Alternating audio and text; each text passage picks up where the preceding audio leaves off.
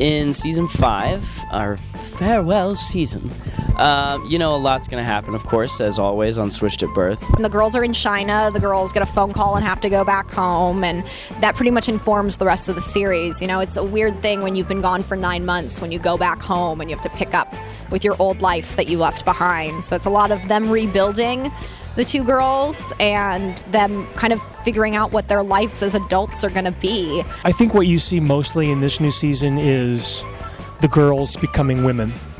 Daphne and Bae becoming women, and how that affects everybody around them. They're not little girls anymore. They're not in high school. One of them's not even in college. So it's kind of their entry into the adult world and how we deal with it. What I really like about this season is that it is about Bae and Daphne's friendship. It's so much of it has been about the struggle of being switched and them being family and them not getting along, maybe them getting along, and all of their identities that they're trying to find within themselves. But this season, they know their identities. They know who they are. They're standing on their 2 feet, and they're helping each other grow into the people that they know they want to be. More as dream sequences, yes, appearance. And the reason is, and I heard that I can say it, Lily says to Daphne that and Bae that she has my heart because I donated my organs, and does she really has my heart, or does she plays them?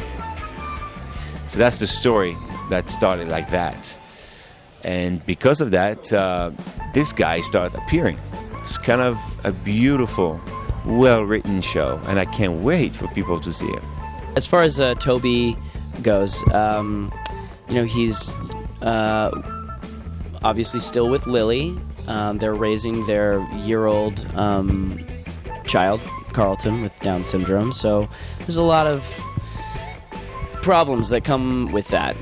It's not easy. And they're living in London, and so, the distance between the family and them creates even more tension, and so...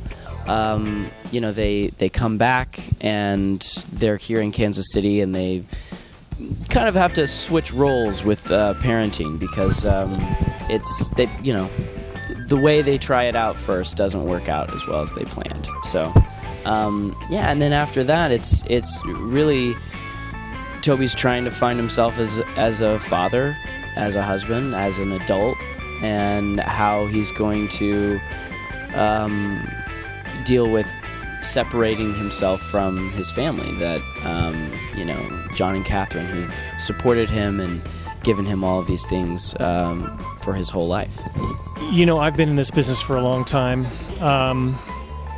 and I've learned that not only is it impossible to get a pilot made, but the fact that we actually got it made and did 100 episodes is sort of... It's miraculous. I think someone said 2% of shows get to this level. So it's been a great gift, and the fact that the show has been of such high quality is a sort of the icing on the cake. We found out that this is our last season last week, so it's still processing for all of us. But you know what? We've had such an amazing run, and me personally, when I see a show that just goes on too far, you only want to celebrate and do the good stuff, and I feel like that's what we've done. We've had an amazing journey. The story of Switched at Birth has carried on and gone to new places, but we haven't jumped the shark.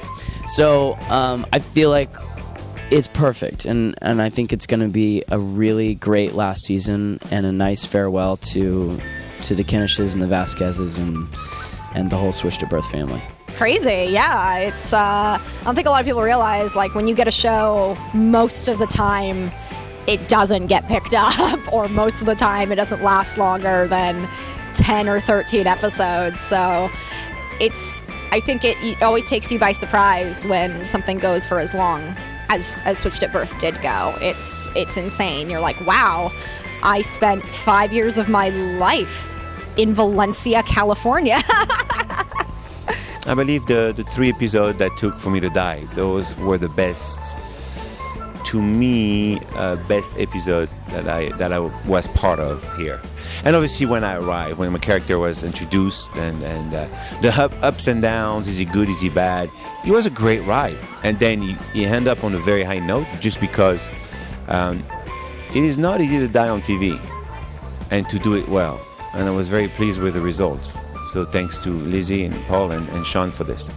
On-set secret. Vanessa Morano, who is 30 some odd years younger than I am, knows more about the entertainment industry than I will ever know in my entire life.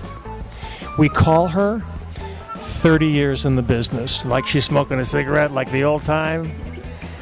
That is my secret for you. Oh my God, a secret. There's not really any secret. We didn't sleep with each other. That could have been a good secret to spill, right? Me and Marley and Constance. That would have been great. Now I'm thinking about it. But no, sorry, I'm going to disappoint you guys. How, a secret? I swear to God, I don't really have too much of a secret here.